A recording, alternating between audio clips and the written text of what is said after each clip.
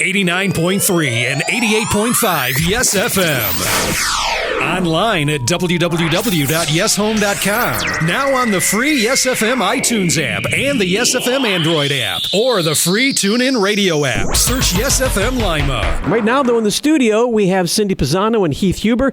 They are with the Family and Child Abuse Prevention Center. Thank you guys so much for coming in this morning. I appreciate it. Thanks for having us. Thanks. Now, I gather you guys were supposed to be in to talk previously about an upcoming event. Now, were you actually here to talk about it and then the event got snowed out? Yeah. Or did you not even get to talk about it? No, we came in, we talked about it. We had about 100 people registered, and we were all excited. And then we were a victim of bad snow or bad weather. And a victim of 2014 so far, which has been a lot of cancellations. The polar vortex. Exactly. Which is a term that we'll now always have fixed in our mind for the rest of our lives, polar vortex. I know. It was El Nino like 5 years ago. We all knew that. Now we're all going to know polar vortex. Right. Well, but that's good. So you had 100 people registered, which means you've had time now to talk about it some more. You get a second chance here at Yes FM to talk about it, so maybe we can get those numbers up even higher. Yeah, that would be awesome. We'll talk about that in just a moment. First of all, tell us, what is the Family and Child Abuse Prevention Center? How long you guys been in existence? What are the services you provide? All right. Well, Family and Child Abuse Prevention Center has been around since 1974, so we're having our 40th anniversary this year. Congratulations. And we're really excited. Thank you. Yeah. Our mission really is to work to make every home a safe home. And we have a variety of programs and services to help accomplish that, all the way through prevention as well as intervention. So we have a domestic violence court advocacy program where we work to help victims of domestic violence navigate the court system so that they can live violent-free lives and hold their abusers accountable. We run a children's advocacy center where we bring law enforcement and child protective services and all the people that work to address an issue of child abuse in the community together to have a coordinated community response, and we wrap the child and family with crisis counseling and supportive services to help them put the shattered pieces of their lives back together. We're the agency that's out working in the schools with, last year we served about 10,000 students, teaching them about safe and unsafe touches and how to seek help from a trusted adult if they're being abused. We also are part of the Help Me Grow system, where we are working to provide service coordination to families that have a child with birth to 3 with a developmental disability or delay or medical diagnosis, really to help make sure that that child gets the services that they need and to reduce the stress on the family and being able to get those services. So we do a lot of community awareness, community building around the issue of family violence, and our newest initiative really is the Engaging Men forum that we're doing. We'll talk about that in just a moment, but it sounds like you guys are busy. It sounds like you have your plate full with all kinds of things. Yeah, unfortunately. But it's good you guys are out there. Now, is this a private organization? Yes, we're a private nonprofit. We serve Lucas County, and we have a small office out in Ottawa County to provide services for victims of domestic violence. I realize you guys haven't been there for the full 40 years that it's been in existence. However, in the times that you've had there, I mean, is there a story or an illustration or just a moment that kind of for you encapsulates this is why we're here? Well, I think that when you look at all the stories that you see in the newspaper about all the horrific things that occur, the child abuse and the things that make the media attention, or the fatalities in our community. And I look at that and I think, wow, that's terrible. But then I look and I think about all the people that we see that don't make it there because we're there to help them. Last year, 84% of the clients that we saw in our domestic violence court advocacy program scored in the severe to extreme danger category as to how severe or how likely it was for them to be killed or abused by their partners. And I think of that and I think, wow, they didn't make, they made it. The services were there. We were able to provide that help and that support. Or when we're looking at a child who's being abused, and last year I think it was 27% of our kids were abused by a parent, sexual abuse by a parent.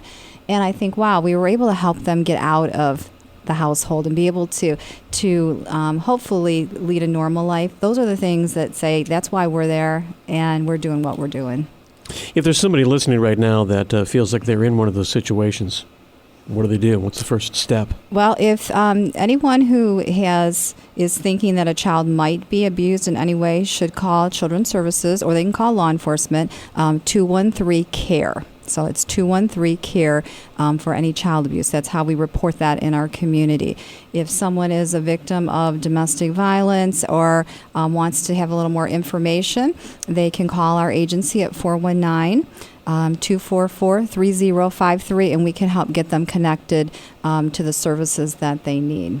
Well, let's talk about the Engaging Men Forum. What's that about? When's it take place? Background history on that. Do you want to talk about that, Heath? Sure. The Engaging Men Forum is an initiative that really kind of came out of actually lots of years of wanting to see something happen and to just what the title says, engage men in prevention of violence against women, sexual assault, domestic violence, stalking, things like that. A lot of times we have a bunch of good-hearted men that want to do something good, but they don't know what to do. Sometimes we have a bunch of well-intentioned men that sometimes can make the issues a little bit more difficult because they don't understand the issues as well as perhaps we could. And a lot of times what we find is those men, they see that a lot of women are in the field, and that's the way it has been. Women have led the field of prevention, and a lot of times men either just kind of tune out or they try to do something on their own, and there's not kind of a coordinated effort. So what we're doing is we're bringing a nationally known speaker, Russ Irvin Funk, to present to us and to try to help engage men and motivate men to take action.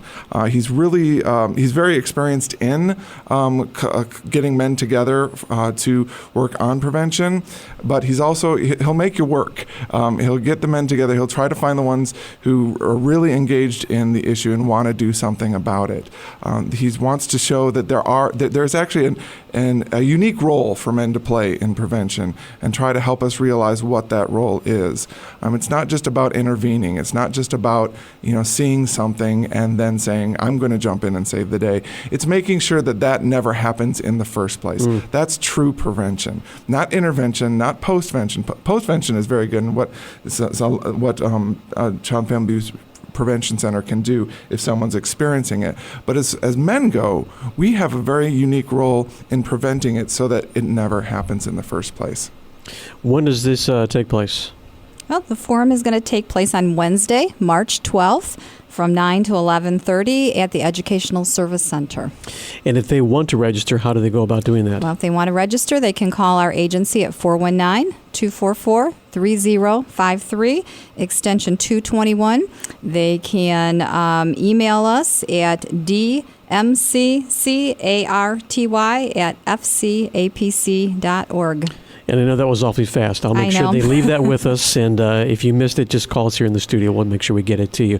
I have to tell you, for 100 people to register, that's very impressive to me. I mean, that really says something about some of the men right here in our area that do have a heart for that.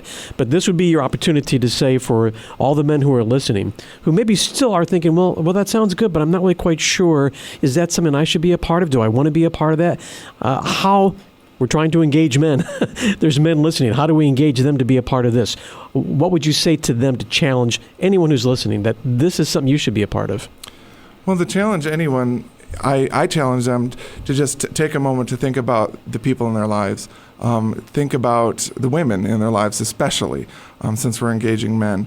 We know that statistics say that 1 in 4 women, even on a college campus, will experience some sort of sexual assault.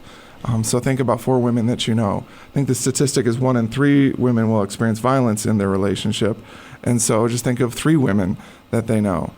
For me, it hit pretty hard when I started learning about the issues, and it's when I was back at Bowling Green State University, and that's when the body of Michelle Rizzi was found on the campus. She was an alum of Bowling Green, who was murdered by her husband, who hid her body on that campus, and that's when I was first starting to learn about the issues.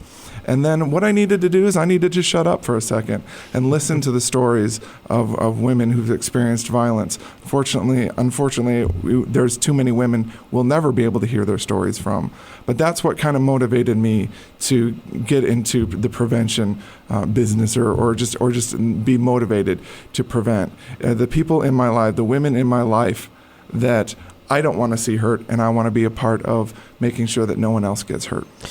It's called the Engaging Men Forum. It takes place on March the 12th. Give us one more time how they can register. They can register by calling Family and Child Abuse Prevention Center at 419-244-3053. And if they want to go online and do it? They can email us at dmccarty, dmccarty at fcapc.org.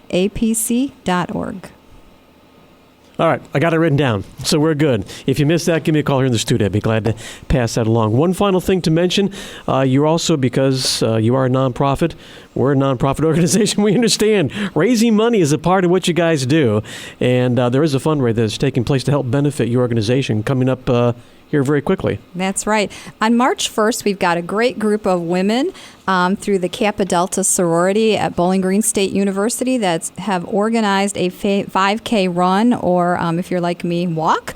And the proceeds will go to benefit, 80% will benefit our agency, Family and Child Abuse Prevention Center, and the other 20% go to national organization called Prevent Child Abuse America.